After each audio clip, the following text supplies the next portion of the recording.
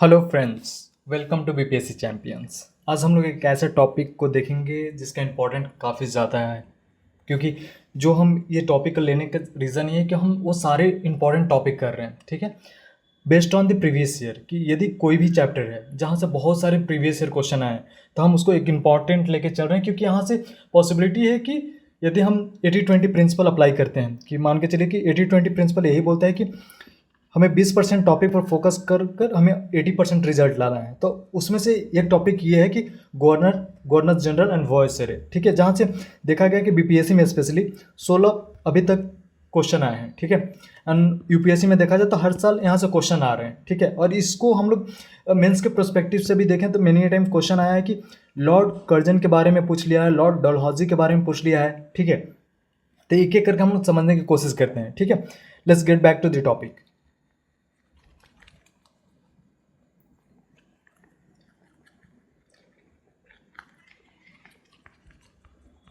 कल मैं जो टॉपिक लिया था, कॉन्स्टिट्यूशनल डेवलपमेंट, उसमें मैं बताया था कि पहले गवर्नर होते थे। ठीक है, उसके बाद गवर्नर जनरल ऑफ बंगाल बने, एंड उसके बाद governor general of India, and then viceroy. ठीक है, क्लियर है? तो यही सीक्वेंस रहेगा कि पहले गवर्नर थे, उसके बाद गवर्नर जनरल ऑफ बंगाल। ठीक है, गवर्नर जनरल ऑफ इंडिया जो सेंट्रलाइज फॉर्म में हुआ, उसके बाद डिसेंट्रलाइज में वॉइसरॉय हो गए। ठीक है, तो एक एक करके समझते हैं। ठीक है, हम वो सारे इंपॉर्टेंट पॉइंट को ही हाईलाइट करेंगे। ठीक है, तो देखेंगे गवर्नर जनरल देखा जाए तो सबसे पहले गवर्नर में देखा जाए तो रॉबर्ट क्लाइव थे, जिनको माना जाता है कि इन्होंने न्यू रखा था ब्रिटिश गवर्नमेंट का। राइट, तो उसके बाद ये गवर्नर का पोस्ट डायलूट हो जाता है act for the regulating act 1773, और गवर्नर जनरल ऑफ बंगाल बन जाते हैं वारेन हेस्टिंग पहली बार। ठीक है, इनका कंट्रीब्यूशन हम देखेंगे। उसके बाद यही चार्टर एक्ट 1833 आता है और ये बन जाता है गवर्नर जनरल ऑफ इंडिया। ठीक है, तो विलियम बेंटिंग बन जाते हैं। उसके बाद गुड गवर्नेंस एक्ट आता है 1858 में, एंड लॉर्ड कैनिंग बन जाते हैं वॉइसरॉय ऑफ इंडिया। ठीक है, यहाँ तक क्लियर है?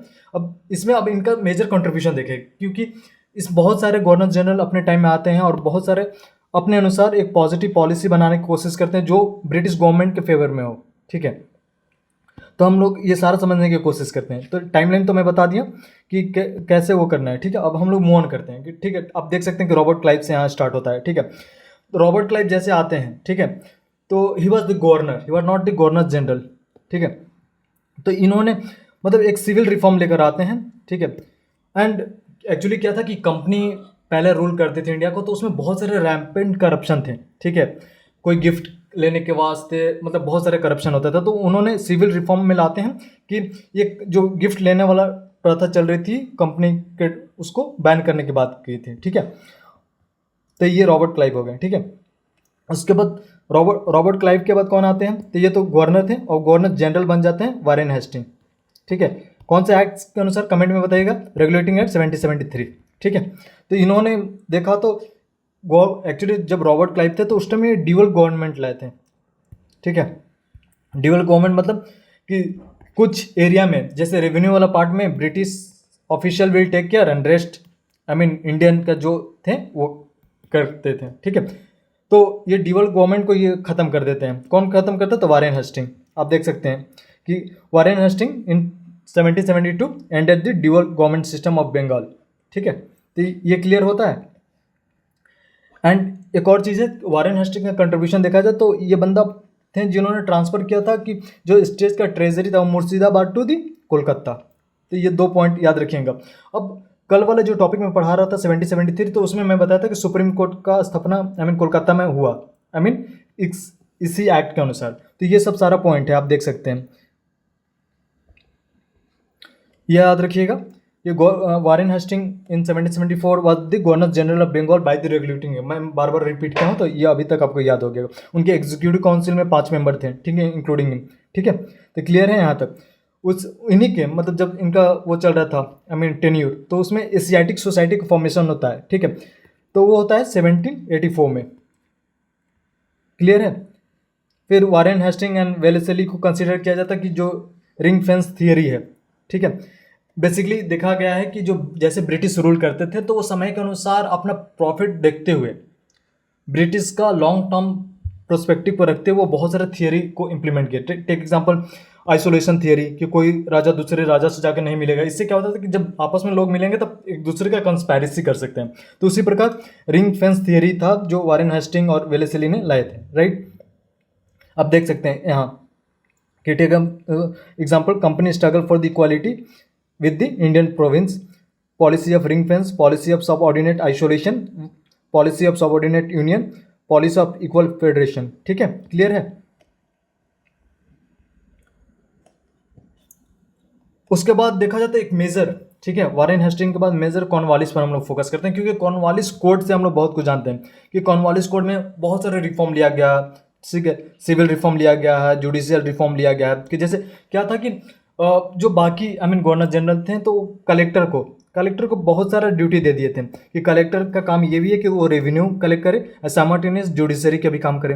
बट जैसे कॉर्नवालिस आते हैं तो इन्होंने बहुत सारे रिफॉर्म लेकर आते हैं, ठीक है, तो जिसको बोलते हैं कॉर्नवालिस कोड। तो इन्होंने जो कलेक्टर का काम केवल रेवेन्यू दे दिया और जुडिशरी को लिए एक अलग डिपार्टमेंट वो कर दिया। ठीक है, तो क्लियर है ये कॉर्नवालिस का कंट्रीब्यूशन आप देख सकते हैं। And it was based on the separation of power, क्योंकि सेपरेशन ऑफ पावर में क्या होता है कि ये मॉन्टेग्यू का एक थियरी है, उसके बेसिस पे ये बोला जाता है कि एक बंदा को एक ही रिस्पॉन्सिबिलिटी है, नहीं तो वो कॉन्फ्लिक्ट ऑफ इंटरेस्ट में आ जाएगा कि कौन से काम, और मतलब एक होता है ना कि समझ नहीं पाएगा कि कौन से काम को ज़्यादा प्रायोरिटी देना है, तो इसीलिए ये इन्होंने डिवाइड किया। ठीक है, आप देख सकते हैं यहाँ क्लियर है। तो कॉर्नवालिस खत्म हो गया, रॉबर्ट क्लाइव के बाद वारेन हेस्टिंग, उसके बाद इंपॉर्टेंट कॉर्नवालिस। ठीक है, अब हम लोग मूव ऑन करते हैं। कॉर्नवालिस में यदि मैं बता रहा था कि यदि कॉर्नवालिस जुडिशरी के लिए अलग लाते हैं तो इन्होंने थाने पर भी फोकस किया था, जो प्रेजेंट एसपी होते हैं इनका ही कंट्रीब्यूशन था कि उन्होंने इस पर एम्फेसिस किया था। ठीक है, बाकी ये देख सकते हैं कि जैसे ट्रीटी ऑफ बेसिन कब साइन हुआ था, तो 1802 में। ठीक है, तो मतलब एक होता है ना कि जो पेशवा बाजीराव टू थे और ब्रिटिशर के बीच में सब्सिडरी अलायंस होता है। तो आपको अब ये क्वेश्चन करना है कि कॉर्नवालिस आए थे तो उन्होंने परमानेंट सेटलमेंट लाया था, तो वो रेवेन्यू के एरिया में हो गया, लैंड रिफॉर्म के एरिया में। ठीक है, अब आपको ये बताना है कि सब्सिडरी अलायंस किसने लाया था और सब्सिडरी अलायंस होता क्या था। ठीक है, बेसिकली आप पहले सोचिए, क्योंकि मैं आंसर आपको यहीं बताऊंगा। सब्सिडरी अलायंस लॉर्ड वेलेस्ली ने लेकर आए थे। क्लियर हुआ, ये क्वेश्चन आ सकता है कि सब्सिडरी अलायंस किसने लाया था। ठीक है, तो लॉर्ड वेलेस्ली।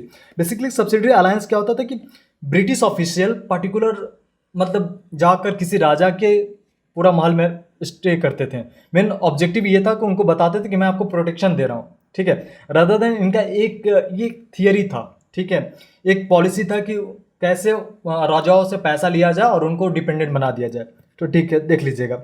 ठीक है, और आपको ये समझना होगा कि सबसे पहले कौन सा राजा सब्सिडरी अलायंस का, तो हैदराबाद हुआ, उसके बाद मैसूर हुआ, तंजावुर हुआ। ठीक है, अब आप विलियम बेंटिंग की बात कर सकते हैं।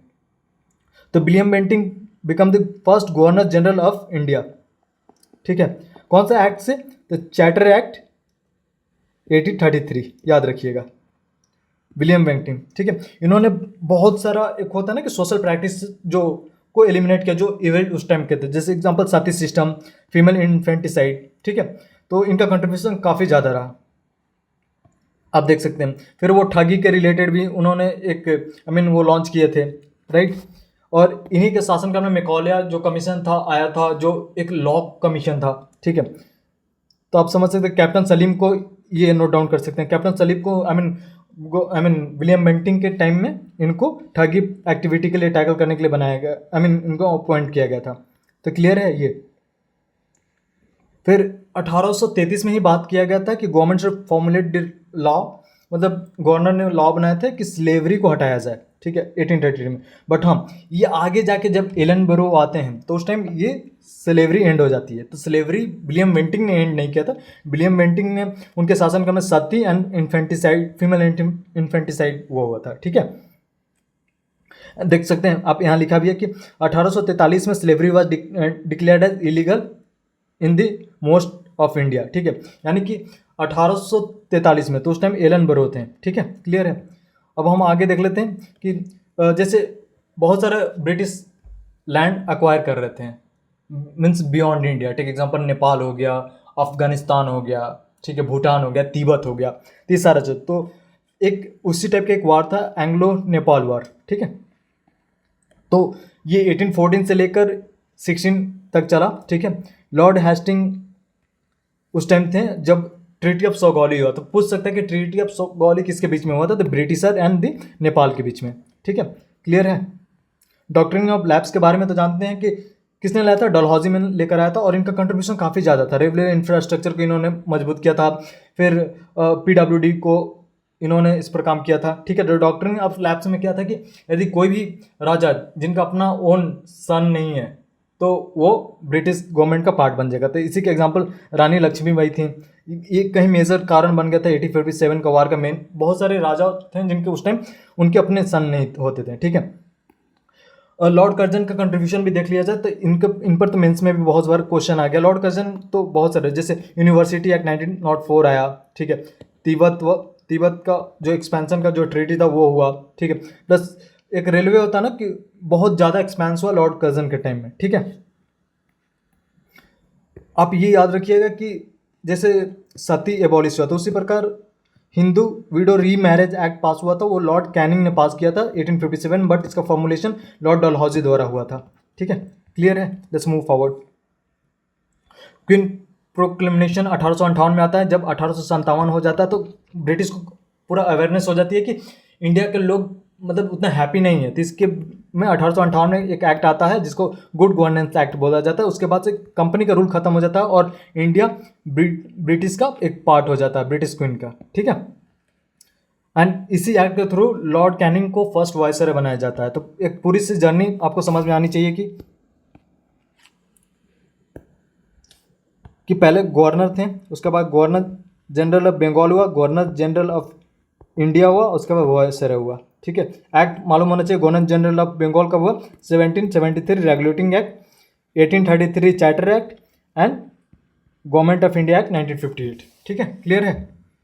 अब हम लोग आगे देख लेते हैं कि अफगानिस्तान वार के बारे में देख लेते हैं, ठीक है। तो एंग्लो फर्स्ट अफगानिस्तान वार जो गवर्नर जनरल थे ऑकलैंड के शासनकाल में हुआ था, ठीक है।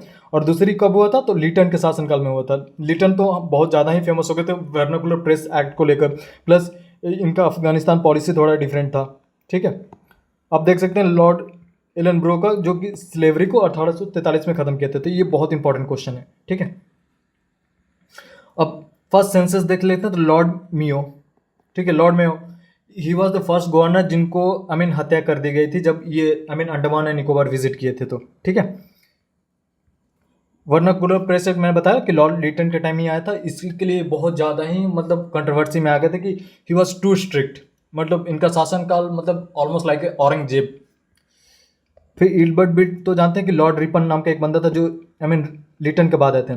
तो Ripon was quite he was pro Indian type, क्योंकि इनको हम लोकल गवर्नेंस का फादर भी बोलते हैं। इन्होंने बहुत सारे स्टेप ऐसे लिए जो कि एक पॉजिटिव वे में था। जैसे टेक एग्जांपल फैक्ट्री एक्ट इनका पास हुआ 1 और 2, ठीक है। इल्बर्ट बिल जो कंट्रोवर्सी बन गया था, 2 पास नहीं हुआ क्योंकि इल्बर्ट बिल में ये था कि इंडियन जज को और यूरोपियन जज को एक इक्वल पैरामीटर पर इक्वालिटी देने की बात हो रही थी, बट 2 ये लैप्स हो गया, बट कोई बात नहीं, इनका कंट्रीब्यूशन काफ़ी ज़्यादा रहा, ठीक है। आप देख सकते हैं Lord Ripon is known for the local government, ठीक है। चार्ल्स मेटाकैफ को आप जानते हैं कि he was considered to as liberator of the Indian press, क्योंकि इससे पहले जो भी आते थे वो ना प्रेस को कंट्रोल करते थे। क्यों, क्या रीज़न होता है कि प्रेस को कंट्रोल करना। आज भी आप देखते होंगे कि समटाइम हम लोग बोलते हैं कि यार मीडिया इज़ प्रो गवर्नमेंट और मीडिया इज़ समथिंग, क्योंकि मीडिया से क्या होता है, अवेयरनेस फैलता है, ठीक है। उस time newspaper was there as a media to spread the awareness of everything, ठीक है। तो न्यूज़पेपर जब था तो इसी को कंट्रोल करना होता था। तो वर्नाकुलर प्रेस एक्ट आया लिटन के द्वारा, ठीक है। उससे पहले भी कज़न ने भी लेकर आया ऐसे करके 1904 में, ठीक है। तो सॉरी 1909 में, ठीक है। उस टाइम लॉर्ड कज़न खत्म हो जाता मगर उस एक्ट को एक्टिव कर दिया जाता। तो चार्ल्स मेटाकैफ को ही वॉज लिबरेटर बिकॉज ये जितनी भी पॉलिसी तो उनको उस टाइम हटा दिए थे, ठीक है। फिर आप अलेक्जेंडर कोमिंगम को जानते होंगे कि he was the archaeological survey of India का डायरेक्टर बने। उसके बाद जॉन मार्शल, ठीक है। बस याद रखिए ये स्टेटमेंट बहुत इंपॉर्टेंट है कि गोपाल कृष्ण गोखले ने कंपेयर किया था लॉर्ड कर्जन का रूल को औरंगजेब का शासनकाल से, ठीक है। उसके बाद मॉर्ले मिंटो रिफॉर्म आता है, ठीक है। तो ये बेसिक रहा। अब हम लोग क्वेश्चन की तरफ बढ़ लेते हैं कि क्योंकि जितना भी बेसिक था, इंपॉर्टेंट जो था वो हम लोग खत्म कर चुके हैं, कि विलियम बेंटिंग हो गया, वारेन हेस्टिंग हो गए, ठीक है। अब हम लोग क्वेश्चन लगाने की कोशिश करते हैं क्योंकि ये इंपॉर्टेंट है, ठीक है। तो बताइएगा, आपको सब कुछ मालूम होगा। Robert Clive was the first governor general of Bengal. क्या ये स्टेटमेंट सही है? रॉबर्ट क्लाइव नहीं, Warren Hastings was the first governor general of Bengal, William Bentinck was the first governor general of India. तो ये सही है, ठीक है। ये 2007 में क्वेश्चन आता है, और देखिए 2023 में यही क्वेश्चन रिपीट कर जाता है यूपीएससी में। तो पीवाईक्यू का बहुत ज़्यादा रोल है, क्वेश्चन बार बार रिपीट करेगा। बस पॉइंट है ना कि आपको थोड़ा एक्टिवली उसको पढ़ना होगा, उसको रिलेट करना होगा, ठीक है। मेयरली आप ये बना रहे होंगे, केवल पीवाईक्यू बना लेते हैं तो फिर उससे रिजल्ट नहीं होगा, क्योंकि हर एग्जाम का रूल है कि 10% क्वेश्चन पीवाईक्यू से रिलेटेड होंगे, ठीक है। लास्ट ईयर जैसे टेक एग्जाम्पल 68 बीपीएससी का क्वेश्चन 69th में रिपीट किया था, ठीक है। टेस्ला वाला क्वेश्चन जो इलॉन मस्क का क्वेश्चन था, ठीक है। तो और कैबिनेट वाला भी क्वेश्चन रिपीट किया था। तो ऐसे देखा जाए तो बहुत सारा क्वेश्चन मतलब रिपीट करेंगे, ठीक है। The first governor general of India, तो बताइए, first governor general of India बोल रहा है, तो ये वारेन हेस्टिंग ना होकर कौन होंगे? विलियम बेंटिंग, ठीक है। हुआ the first governor general of India, तो अगेन ई गया आंसर इसका, क्योंकि रिपीट कर गया, और विलियम बेंटिंग। याद रखिएगा, डिफरेंस माइनर है बंगाल और इंडिया में, ठीक है। हुआ the founder of empire in India, तो रॉबर्ट क्लाइव, बीपीएससी का पूछा हुआ क्वेश्चन है, ठीक है। बनारस रिविलियन अगेंस्ट ब्रिटिशर कब हुआ था, किसने किया था? तो राजा चेत सिंह ने, ठीक है। वो सारे इंपॉर्टेंट क्वेश्चन कर रहे हैं, जो क्वेश्चन रिपीट कर रहा हूँ उसको मैं छोड़ दे रहा हूँ। At the time of establishment of the Asiatic society in Kolkata हुआ द गवर्नर जनरल। बताइए, मैंने बताया भी कि आप देख सकते हैं यहाँ ऊपर कि एशियाटिक सोसाइटी वारेन हेस्टिंग के टाइम में हुआ था। आप यहाँ देख सकते हैं,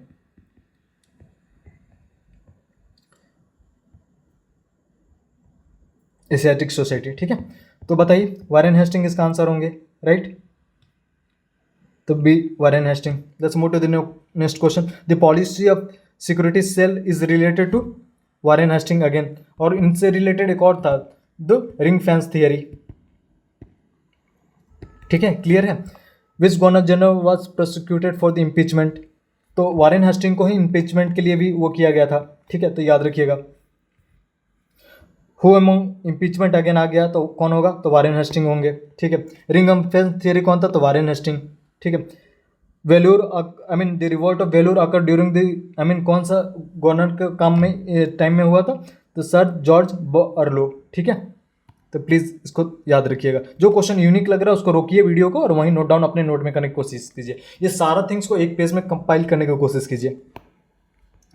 who among the following abolished dual government, तो वारेन हेस्टिंग, ठीक है। देख रहे हैं बीपीएससी में बार बार वारेन हेस्टिंग पर बहुत सारा क्वेश्चन आया है, ये क्वेश्चन रिपीट कर गया। ड्यूअल गवर्नमेंट किसने एनफोर्स किया था? तो रॉबर्ट क्लाइव ने किया था। किसने एंड किया था? तो वारेन हेस्टिंग ने किया था। क्लियर है। Who establish the judicial organization in India, बताइए। तो लॉर्ड कॉर्नवालिस, क्योंकि कलेक्टर का जॉब पहले वो था, मगर इन्होंने यहाँ तो अलग डिवाइड किया, right. Let's move to the next question. Who among the following governor general created the convention civil service of India which later came to known as Indian civil service, बताइए। तो Cornwallis. To enforcement of the public service was done in tenure of Cornwallis, ठीक है।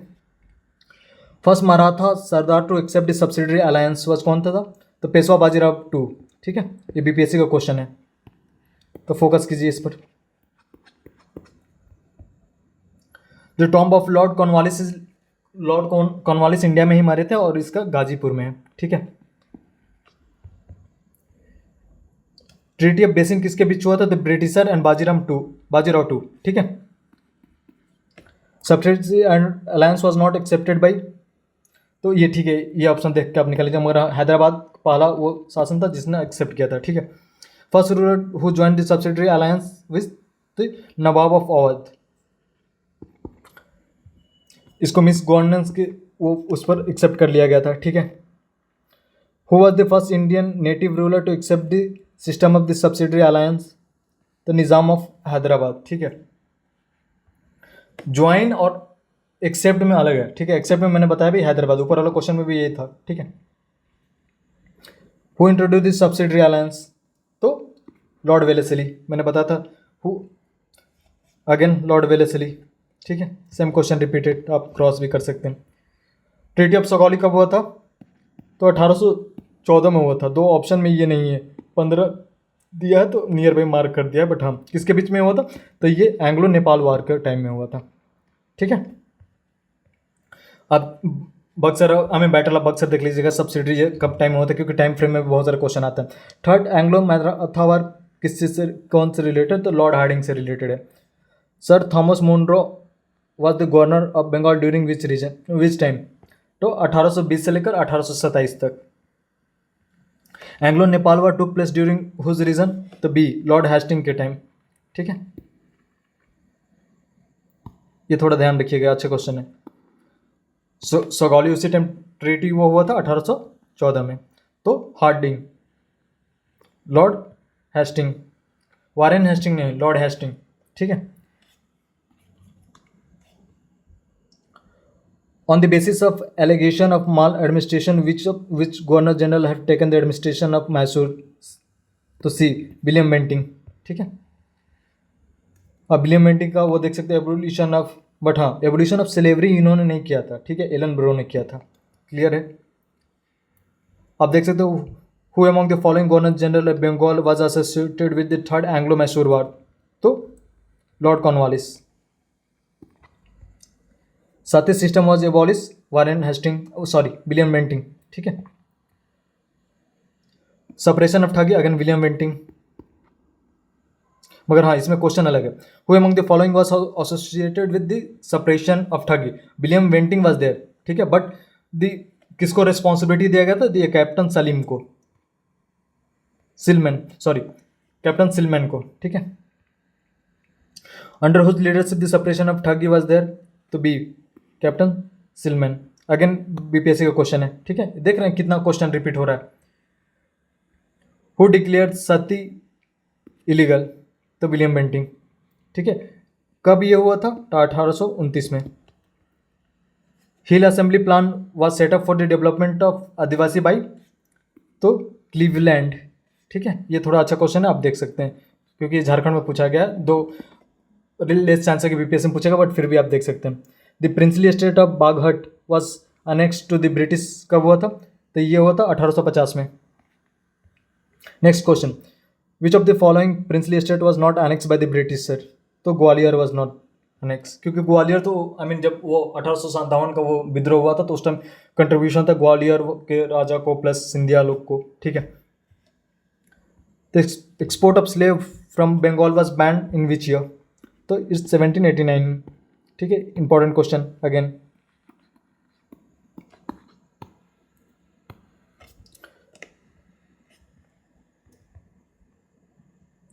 विच of the following state to be emerge under the Dalhousie doctrine of lapse? तो Satara, first state सतारा था, ठीक है। सतारा कहाँ है? तो महाराष्ट्र में है, ठीक है, याद रखिएगा Satara. James Andrew Ramsay was the real name of which governor general? तो लॉर्ड डलहौजी, ठीक है। The conquest of the Sindh by the British was completed during the period of? Sindh का कंक्वेस्ट किस ब्रिटिश, तो लॉर्ड एलनबरो, इनको स्लेवरी के time भी, तो स्लेवरी हो गया, एस एस से याद रखिएगा, एस एस ई मतलब एलनबरो, स्लेवरी हो गया और सिंध को एनेक्स किया गया था, ठीक है, ऐसे करके हमें याद रखना होगा। Sindh was conquered and annex by Napier, ठीक है। Sindh was annex by the British in, तो 1843, इसी टाइम स्लेवरी भी हुआ था, ठीक है, क्लियर है। पॉलिसी ऑफ ये तो जानते हैं कि डलहौजी लेकर आए थे।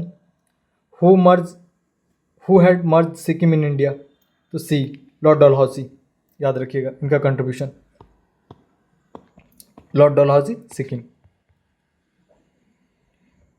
First railway in India was laid down during कौन सा? तो ये बीपीएससी क्वेश्चन है, देख सकते हैं, लॉर्ड डलहौजी होगा इसका answer. Public work department organise in 1845 to 1858, Lord Dalhousie के टाइम में ही हुआ था। The first railway, again question repeated time वो, ठीक है। Queen Victoria manifestation was read out at the Allahabad on November 1, 1858 by? तो Lord Canning, he become the first viceroy है, ठीक है, क्लियर है। तो हुआ फर्स्ट वॉइस है repeated question, again repeated question कहाँ था, इलाहाबाद, ठीक है। Right to adopt heir in the place of own son was reestablish by the. So basically देखा जाए तो गवर्नमेंट ऑफ इंडिया एक्ट जो आया था 1858, तो वो थोड़ा इंडियन के फेवर में था, क्योंकि वो लोग समझ गए थे कि I mean Indians are not happy. Queen Victoria was appointed as the empire of India in 1858। When was Peshwaship abolish, good question, बताइए मुझे। 1888 में, ठीक है, क्योंकि ये अंतिम मराठा वार था, इसके बाद ये खत्म कर दिया जाता है, पेशवा को मिला लिया जाता है, ठीक है। Who among the following is associated with the policy of masterly inactive, तो जॉन लॉरेंस, ठीक है। The governor general who put forward the spirit of the forward policy toward Afghanistan is Lytton. तो लिटन के time में vernacular press act भी आया था, ठीक है, and he put forward the forward policy toward the Afghanistan. Viceroy whose aggressive toward the Afghanistan was Lytton. Repeated question again, viceroy who was murdered in his tenure was Lord Mayo, ठीक है। Lord Lytton was not associated with, तो he was not associated with Ilbert bill because Ilbert bill से Lord Ripon थे, ठीक है, जिनको father of good local governance consider करते हैं इन इंडिया में। एग्जैक्टली सेम क्वेश्चन आ गया कि who was responsible for encouraging the local self government in India, तो लॉर्ड रिपन, ठीक है। इल्बर्ट बिल्ट कंट्रोवर्सी से मैंने बताया भी कौन रिलेटेड है। Who had the longer tenure as the viceroy of India, तो लॉर्ड कर्जन, ठीक है। लोकल से तो मैं बता दिया कि रिपन लोकल गवर्नमेंट से रिलेटेड थे। अगेन क्वेश्चन रिपीट कर जाता है, लोकल गवर्नमेंट का, तो याद रखिएगा। रिपन को थोड़ा पॉजिटिव वे में लेने की कोशिश कीजिएगा, क्योंकि यहाँ से क्वेश्चन बहुत सारे बनता है। रिपन से बनेगा, लिटन से बनेगा, विलियम बेंटिंग से बनेगा, वारेन हेस्टिंग से बनेगा, ठीक है। हाँ, during whose tenure the governor general the ancient monument preservation act pass, तो बताइए मुझे। लॉर्ड कर्जन, उसी टाइम तो वो अलेक्जेंडर वो आए थे ना। The archaeological survey of India was establish in India the period of, again Lord Curzon. Who compared the Lord Curzon administration in India with the Aurangzeb, तो Gopal Krishna Gokhale. Who establish the imperial cadet corp, Lord Curzon. आप देख रहे हैं कितना question Lord Curzon से आ रहा है, तो एक्टिव थे।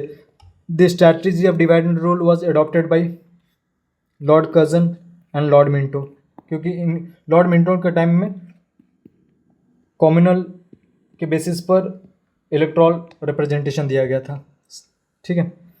इन my belief the Congress is tottering to its fall and one of my greatest ambition while in India to assist it to a peaceful diminish. तो ये लॉर्ड कर्जन बोला था कि वो चाहते थे कि लॉर्ड कर्जन बोले थे कि वो चाहते थे कि कांग्रेस ना ख़त्म हो जाए, क्योंकि हर ब्रिटिशर को लग रहा था कि कांग्रेस एक उनके लिए थ्रेट हो सकता है, और लेटर ऑन ये हुआ भी। Who among the following was the only Jewish viceroy of India? तो लॉर्ड रीडिंग।